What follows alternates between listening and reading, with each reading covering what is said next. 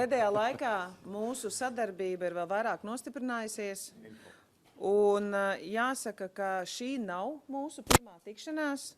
Mēs ar ministru prezidentu tikāmies jau šī gada pavasarī Vatikānā, kā arī kopā esam pavadījuši patiešām vairākas labās gribas koalīcijas valstu līderu sanāksmes.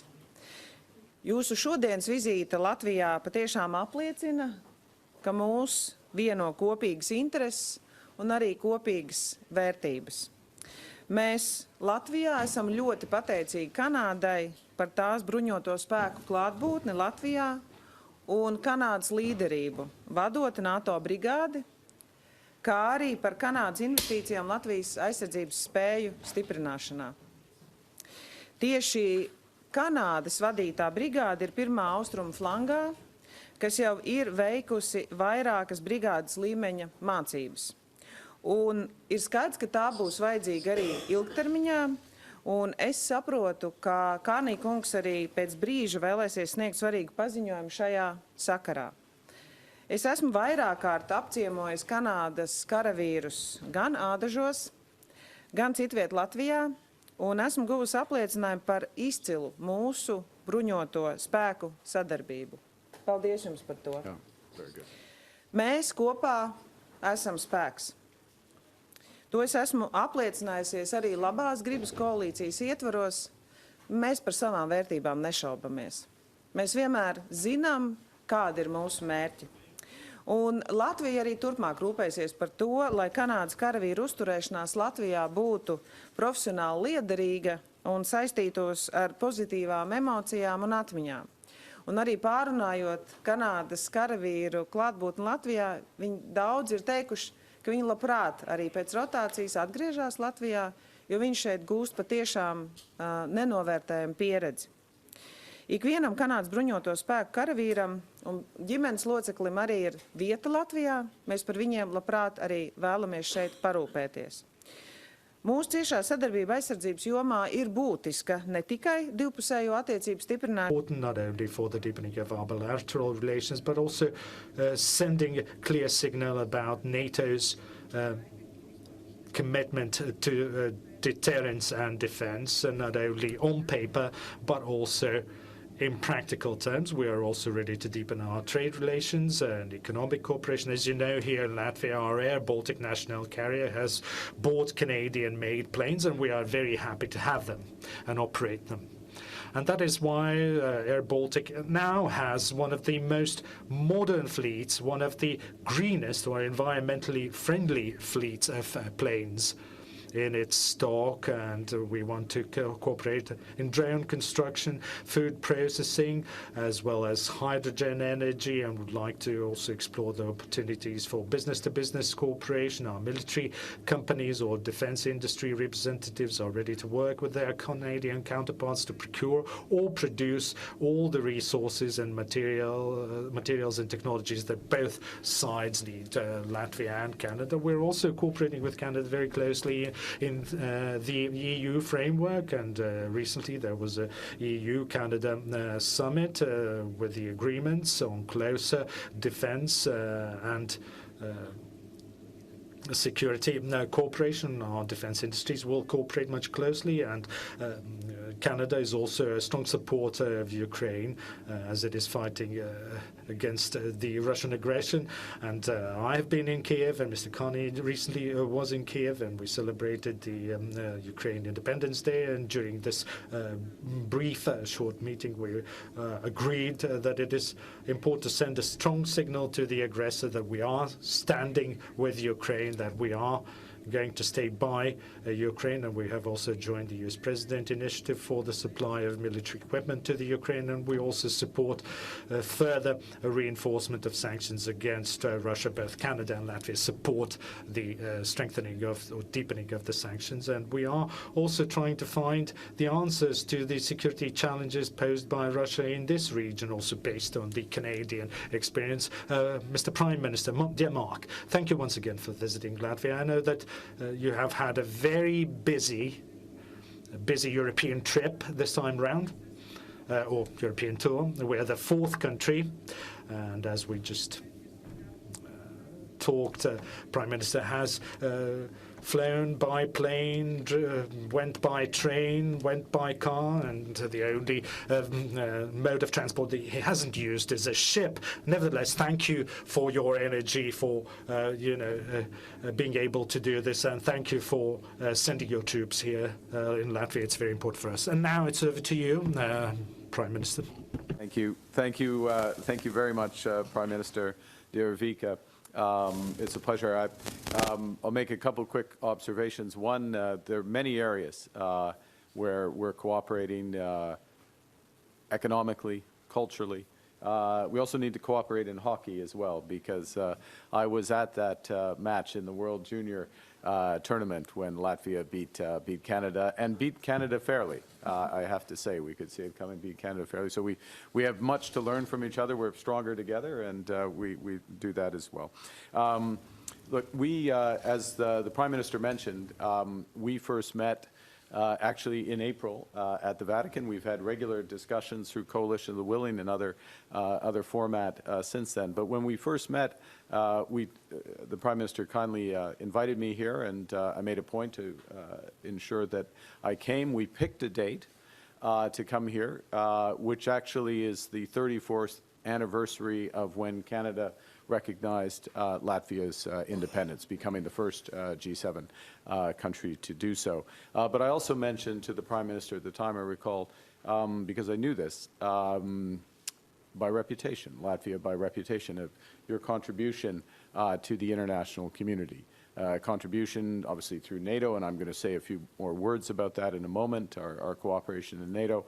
But your leadership, as I've seen in the Coalition of the Willing, very importantly, and also represented, and we look forward to this, we're a strong supporter of Latvia's membership of the UN Security Council, which will come in a few years. And I think, if I may suggest, that one of the reasons for these strong contributions is that this nation understands how precious freedom is and how precarious freedom can be.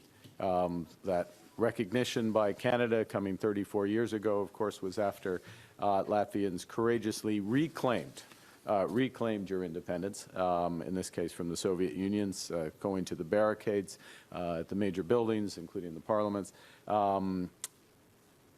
Subsequent to that, a little over 10 years ago, as we know, the menace begins to return to the region, 2014, and the Russia's illegal seizure of seizure of Crimea. Recognizing that this is not, some have described Russia as a far-off foreign threat. It's not a far-off foreign threat in Latvia.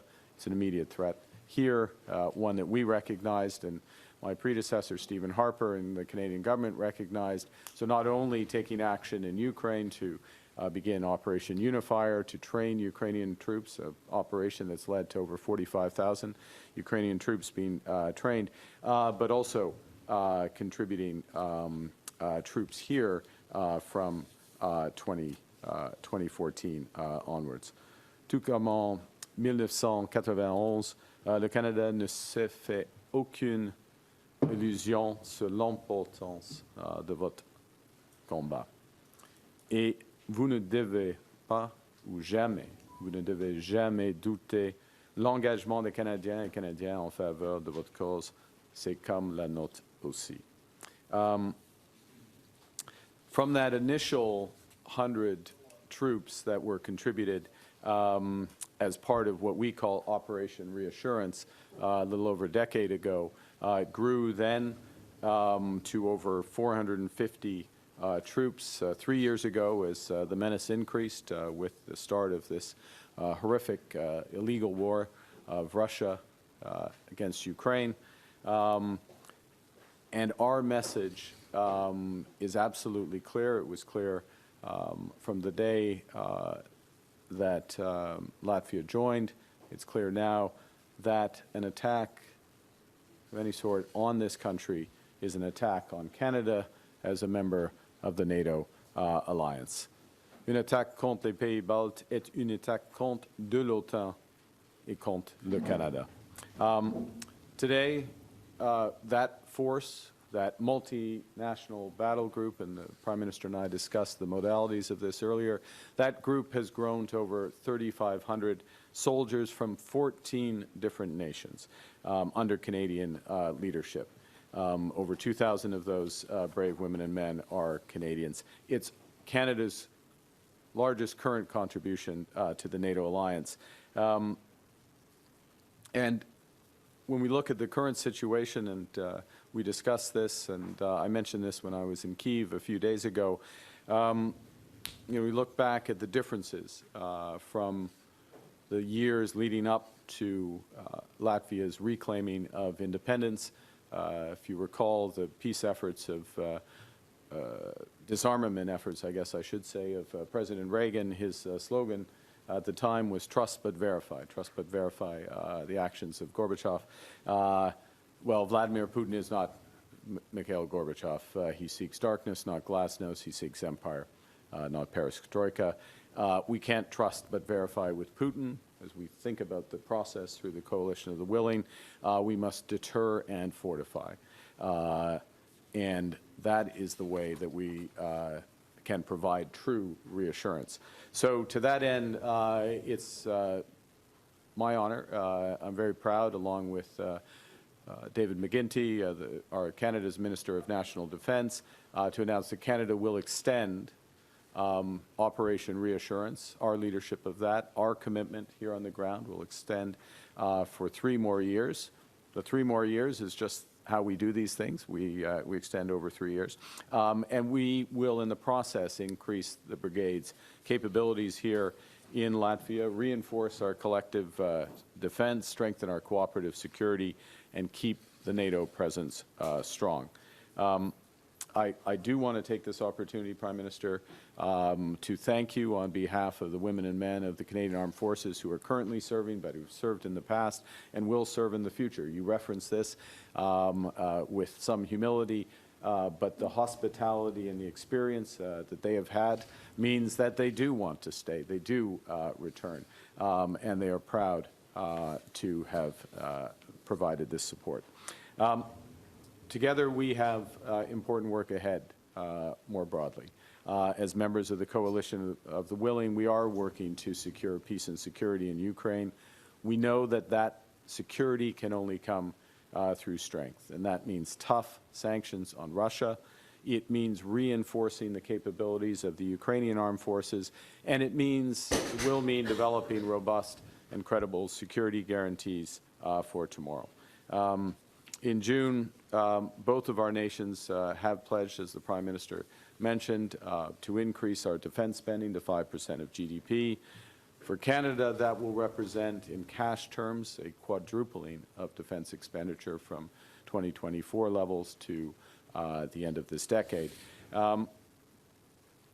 We had this conversation. We've had a running conversation on this. It will continue, and we have, I said earlier, a lot to learn from Latvia. We have a lot to learn from the experience in Ukraine, because what matters is not what we spend, but how we spend in cooperation, how we learn the lessons of changing nature of the battlefield, the changing nature of defense. And so it is very important, direct bilateral cooperation with Latvia, also with Ukraine, but our broader cooperation as Canada with the European Union as part of our participation in safe security action for Europe as the instrument of the rearm plan. So we, 3 decades on, or to be more precise, 34 years on to the day from when we recognized your independence, we stand alongside you. We're honored to be by your side to deter aggression. And if I just finish by going back to when we first met in Rome in April. Feels like a few years ago, given all that's happened, but it was a few months ago. In his remarks, the Pope, this was at the papal inauguration, as you said, he reminded that peace is more than the absence of war. True peace is more than the absence of war. Madam Prime Minister, you rightly referenced values. So values of tolerance, of solidarity, compassion, values that Latvia and Canada share. We also know, though, as NATO partners, as friends, that at this point of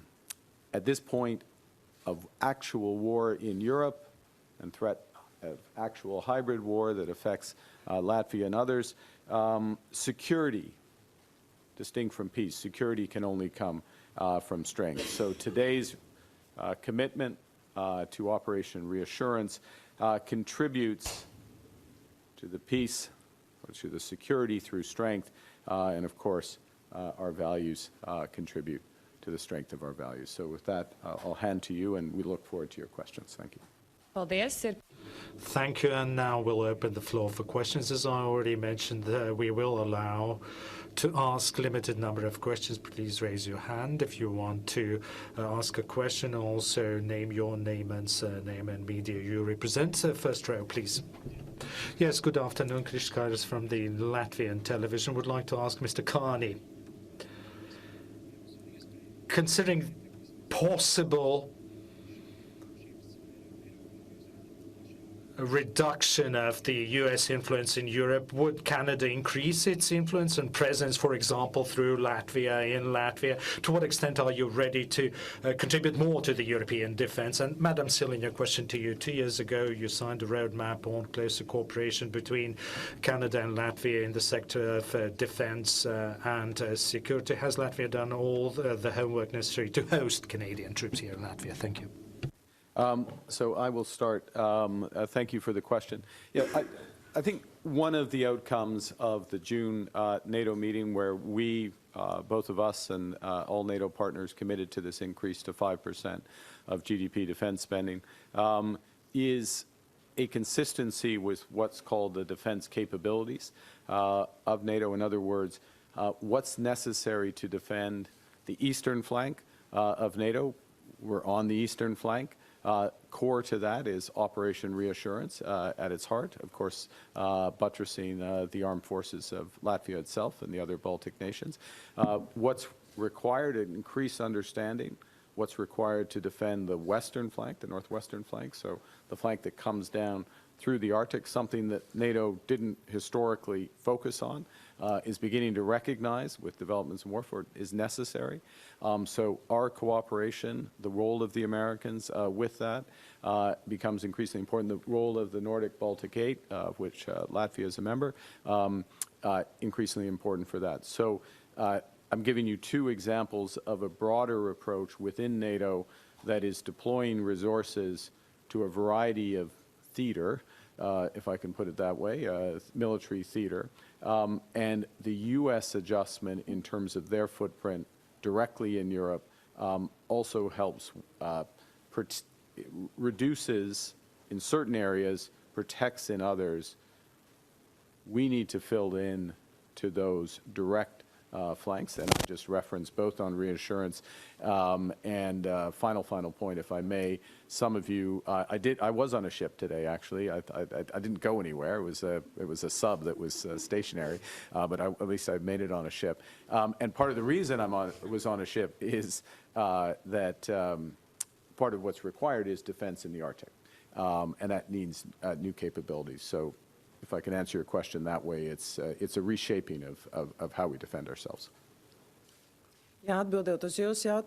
Yes, what concerns your question, as you saw from the answers that my colleague from Canada gave, this is to my mind, a very good way to present this. I mean, this is a very good,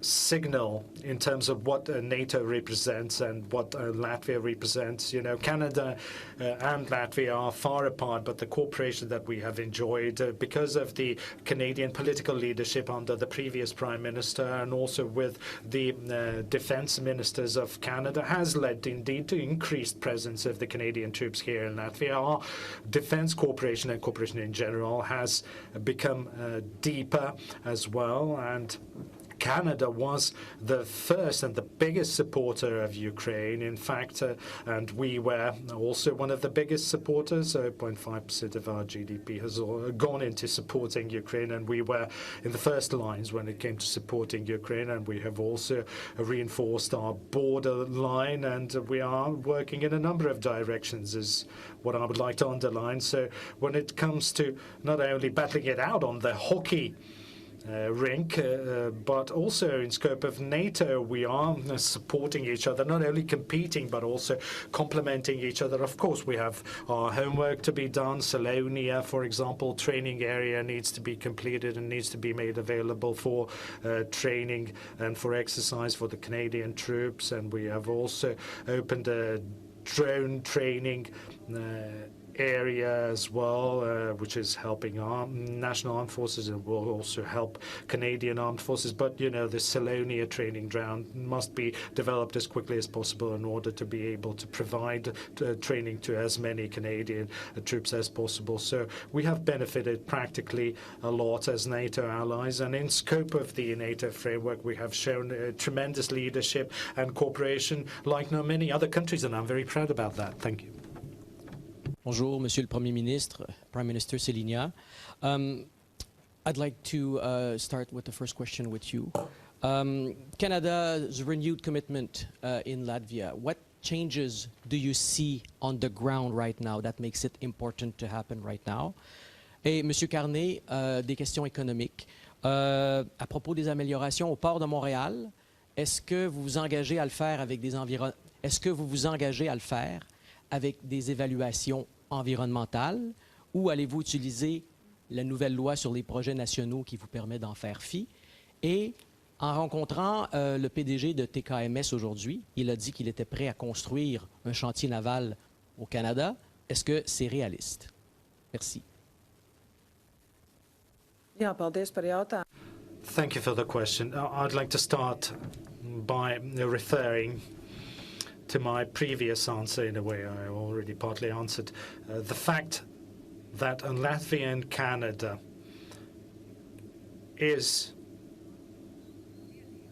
leading the brigade-size EFP battle group, you know, with different number of countries, 11 and then 13, because the number of NATO member states in the rotation changes from one rotation to another, is a great achievement. Our cooperation is excellent, and also NATO, after visiting Camp Ardagi, have praised what our two countries have done with other NATO allies, also in practical terms. We have a 5G test bed. We are testing digital technologies with military applications that greatly benefit the whole alliance. Also, when it comes to cybersecurity, we've been capable of learning from each other, training together, and moving forward together. And we are also providing training to Ukrainian troops here in Latvia, both the Canadian and Latvian armed force members, and we have elevated NATO cooperation between allies to a new level, and we are jointly planning different activities that would follow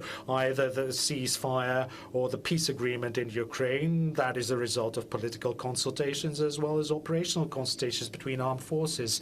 And I should say that the cooperation is indeed impressive, and this is our way to contribute to the strength of the whole alliance. The fact that we jointly organize joint NATO training helps us not only politically, you know, from the political cooperation point of view, but also helps our local governments and helps our people understand more clearly what it means that that a crisis scenario might come to you, and have a clear plan, and that reassures both us as well as our allies within NATO. Thank you. Bon. OK. Merci. Alors, en ce qui concerne vos questions, vos questions économiques, on commence avec la question sur le counterpart, le port de Montréal. Et il se peut que le counterpart puisse être un des premiers projets de l'intérêt national. C'est une possibilité. Ce n'est pas nécessairement le premier projet. Okay, premier point. Deuxième point. En ce qui concerne une épreuve environnementale, absolument, il faut le faire. Il faut le faire. Et c'est une des questions. On a l'occasion, avec le projet de loi, le C5, d'avoir une épreuve environnementale à l'échelle du Québec, dans ce cas. Au lieu d'une à l'échelle fédérale, au fédéral et puis au Québec. Alors, ça, c'est une des efficacités qui existent maintenant. On verra, on peut décider. J'ai eu une discussion avec le Premier ministre Legault en ce qui concerne l'avantage d'avoir un accord, un projet, une revue, comme le gouvernement du Canada a avec la Colombie-Britannique. Ça, c'est la première partie. En ce qui concerne la possibilité, encore on utilise le subjonctif, la possibilité d'avoir un chantier naval au Canada, évidemment, TMKS l'a dit, c'est une possibilité, on verra. Mais les bénéfices industriels qui seront liés aux navires, ou dans ce cas les sous-marins, ils seront importants pour la décision du gouvernement du Canada, pour l'option de la Corée et puis de l'option de l'Allemagne et Norvège. Okay? On the Montreal, in effect, the Port of Montreal Counterpart, which is an extension, as you know, of the Port of Montreal, that could be one of the first projects. I'm not saying it's definitively one of the first projects. That's the first point. The second point is with respect to environmental assessment. There has to be an environmental assessment, to be clear, under C5. What C5 creates, and it can be supplemented by an accord between Quebec and the federal government, in the same manner that we have with British Columbia and the federal government, and we're working on with other provinces, where we can delegate that responsibility, in this case, to Quebec. And that's one of the ways that we can move much more quickly, no duplication. We use the resources either at one level or the other. That's the bit you wanted? Yeah. Paldies, ir pienācis laiks. Thank you, and we still have time for one last question, the second row, one last question. Just to clear up, this morning it seemed like you were saying that those two projects, Churchill and Côte Curl, would be on the list of approved, so I don't know if you could clear that up. C'était en français ce matin. Hein? C'est une question de traduction de quelqu'un. C'est pas évident. OK? Also, c'est une possibilité. J'ai dit c'est une possibilité, une des premières. Also asking for, hoping to get some clarity on your government's position on trade with the United States. Sure. Following your Friday announcement. So this morning you talked about how you're seeking areas of cooperation in 5 areas. You listed critical minerals, autos, steel, aluminum, copper. What does that cooperation look like, and how is that different from what your government was trying to achieve ahead of that August 1st deadline? So just to be, the way I'd frame it, Mr. Curry, is this way, which is that, again, what I was saying c'était en français ce matin également, right? It was in French. So what I said was 85% of our trade is free trade. At present, we have the best deal, et cetera. You know that point. There are 5 areas where that is not the case, and those are in strategic sectors for the Americans: aluminum, steel, autos, copper. They happen to have a specific on copper, and then, of course, lumber, softwood lumber, which has been an issue. So those are the areas where immediately we are focused on improving the outcomes, if we can.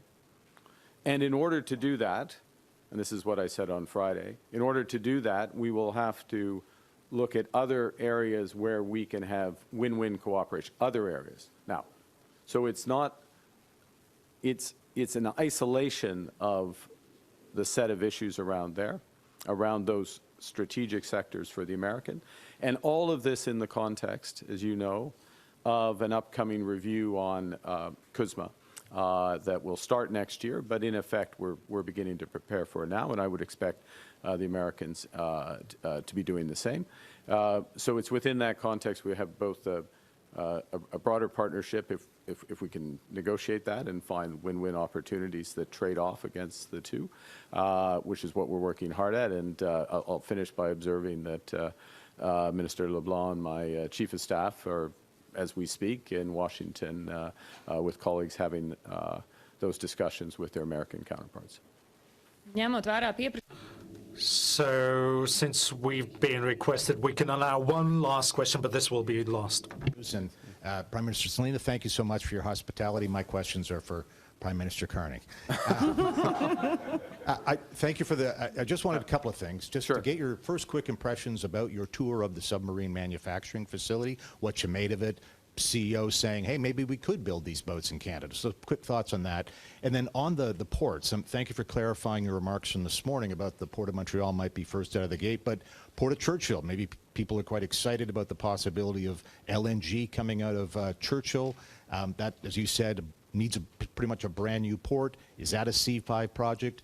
And what is it about these ports that get them to the top of the list? Easy to do, you'll get the approvals. A couple of things on that would be great. So let me say a couple of things, and let me preface my. I'm going to answer your question best I can, but I want to preface it with the following important point, which is we are running a process. We're running a transparent, open, fair process. We had two bids: the German-Norwegian bid that we visited today, and also a Korean bid from Hanwha. That made the bar in terms of the capabilities and so we've accelerated the process because of that. That's the first point. And I'm looking forward to visiting with colleagues the Hanwha facility. And just to be clear, I mean, the experts will be making these decisions in case anyone's worried that I think I've developed a deep understanding of submarine warfare from playing Battleship when I was 12 years old. But what is striking about this situation, what we saw today, first off, the level of complexity of these of the submarines is considerable. It's more complex. The minister and I were discussing with the officials, more complex than the most complex aircraft in terms of the submarineomics, if I can put it that way. Secondly, the ability to operate under the Arctic ice for weeks on end. In fact, the binding constraint is food. As opposed to fuel, air, water, any other factor. And this goes to today's topic, the importance of interoperability with other fleets, and it reinforces what we're talking about today, which is the risks that come, the very real risks that come. I'm going to pick Russia because they're the principal actor from the eastern flank, but also that Arctic flank and the necessity of doing this. So those are three impressions, if I may. And of course, as I said before, the industrial benefits are important for Canada, and the ability to have components and build out from that is there. Yes, I'll finish. On the ports, I think you heard my answer on Montreal and Contrecoeur. With respect to Churchill, what's interesting about Churchill, and this is why it's important, and I think there's a bit more where it's one of the first potential ones, but there is much more to it than Contrecoeur in terms of what it potentially unlocks. So it unlocks, as you just said, LNG. It unlocks, and I salute Premier Canu's initiative here, it unlocks major indigenous leadership and participation. It potentially unlocks pathways for critical minerals and links into Europe. So it has an element, and I'll finish with this point because I know I need to finish. What are one of the elements that get projects up to the level of national interest? Diversification. Diversification across provinces, diversification of market, diversification of new activities that we haven't been doing at scale, because all of those elements are going to make the country stronger, make us more resilient, make us more prosperous across all of Canada. Thank you. Thank you, ladies and gentlemen. This concludes our press conference.